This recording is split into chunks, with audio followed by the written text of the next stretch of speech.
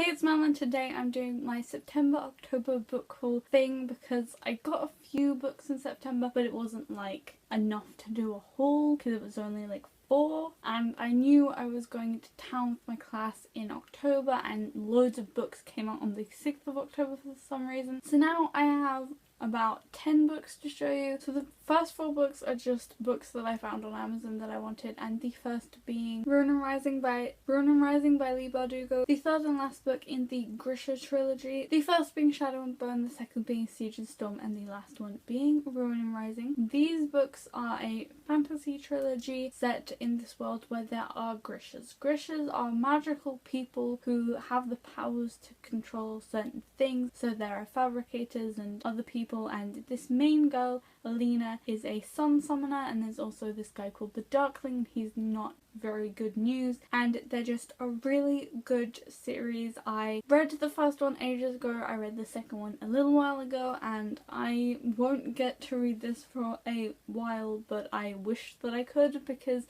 these books are so amazing. The next book is Driving Lessons by Annemieke Hezik. This is just about a girl called Abby who's trying to get through her sophomore year. One of the things that she wants to do is get her driving license, another one is to talk to her mother, and another one is to get and keep a girlfriend, so just the normal stuff. I had this on my Goodreads to read shelf for a while, and I just looked it up to see if it was there, and it was, and now I have it. This seems really interesting and short and just fluffy contemporary, and I can't turn myself away from some fluffy contemporary. The next book is The Dark Light by Julia Bell. This is a book about a girl who is stuck on an island and she thinks it's for her safety, but it's possible that it's not.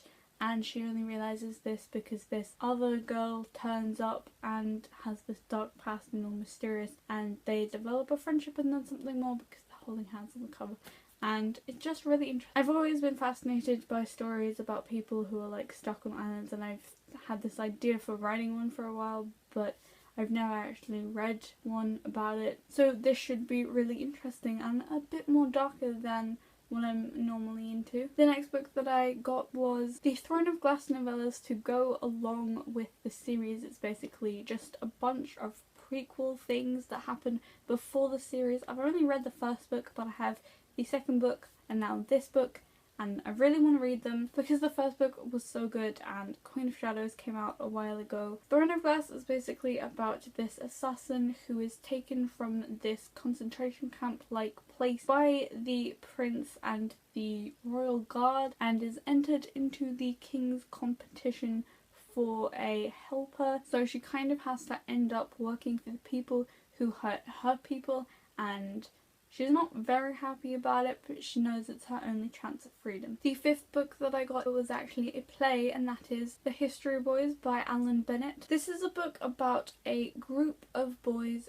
who were in 6th form but now have left 6th form, and they're in their summer between 6th form and university, and they're all trying to get into Cambridge and Oxford, even though you need early admission for those places, so it doesn't really make sense, but it's a play, so it's okay. And it was turned into a movie that I watched on the TV a couple months ago, and it was really good. It comments on education and sexuality. One word to describe it is basically just interesting. The next 4 books I got with my class in town, the first being The Bone Season by Samantha Shannon. This is a book set in a world where there's an undercover society of magic that is kind of illegal in London. I'm pretty sure it's historical and it just seems really interesting. I was basically stuck in Forbidden Planet while my friend Emma was looking for Game of Thrones things, and I was super bored, so I just looked at all of the books, and then I saw this and I recognised it from BookTube, and it seems really cool and my teacher agrees. So it's also written by a 24-year-old, which is really cool because she started writing at the age of 15 and I was 15 when I did my first NaNoWriMo, so, and it is described on the cover as a fantasy thriller, which just sounds amazing. The next book is one that I only realised was a thing a couple days before its release, and that is The Rest of Us Just Live Here by Patrick Ness. This is basically just a superhero book. I think it's about the kids who aren't the chosen ones, and it's kind of a comment on what happens in superhero movies, comics and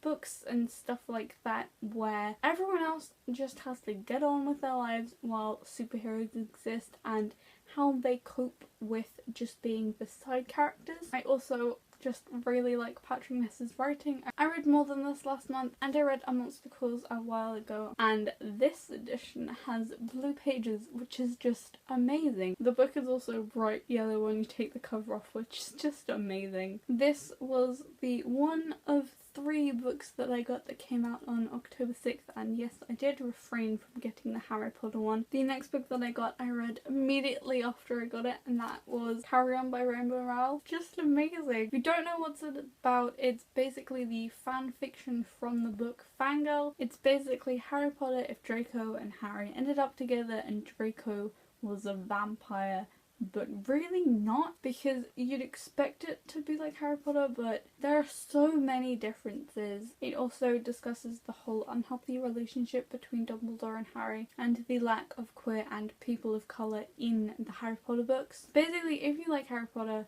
and you wanted Draco and Harry to end up together, you should read it immediately, because it's amazing, and Rainbow Rowell is just so good at writing, it's unbelievable. The last book I got in town, I am so excited about, because I managed to get a signed copy, and that is Magnus Chase and the Sword of Summer by Rick Riordan, the first book in the Magnus Chase and the Asgardian series, I think. This is basically about Percy Jackson's girlfriend's dad and all of the Norse gods and myths and stuff, which I've never really been into, even though I love Thor and Loki and Odin and the Avengers side of things, as you can tell. Look at it, it's beautiful. I can't get over it. Although I do adore the American version of this cover, and I'll probably end up getting that as well at some point because I want it, that one wouldn't be signed, and I haven't read it yet, and there are just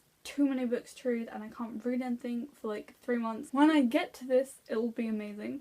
Probably. The last little book that I got in October and September was The Assassin's Curse by Cassandra Rose Clarke. This is a first book in a duology that went out of print, so everyone's like freaking out about getting them because it's like the best thing that the publishers ever did. I got the second one before I got this one because it was in Forbidden Planet in London, and I was just like, if I don't get it now, I probably won't get it ever. I don't know anything about this, about the fact that it's about a curse and a girl and it's fantasy, and the second one is called The Pirate's Wish and interesting, and because it's out of print, this edition was so cheap. It was like £2. So those were all of the books that I got in the month of September and October, and if you've read any of the books, I'd love to hear your thoughts and feelings about them. I'll kind of be out of my depth when I get around to reading things that I want to read that aren't rereads or not reading anything, so I'll need help on deciding what books to read. But I hope you enjoyed this video. Bye!